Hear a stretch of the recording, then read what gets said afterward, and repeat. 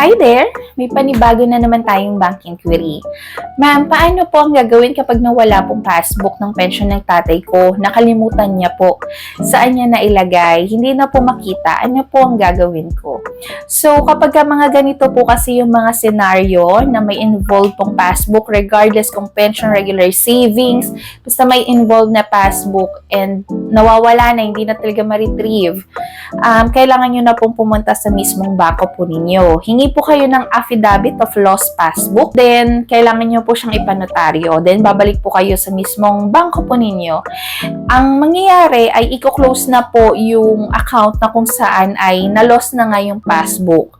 So, mag-open tayo ng panibago. Kung ano yung laman nung mismong account na yun, ay ita-transfer lang siya doon sa panibago nyo ng passbook na i-release sa inyo.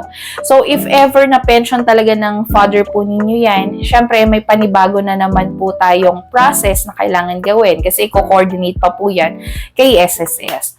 So, mas maganda ay kailangan nyo na mag-visit doon sa mismong bangko po ninyo.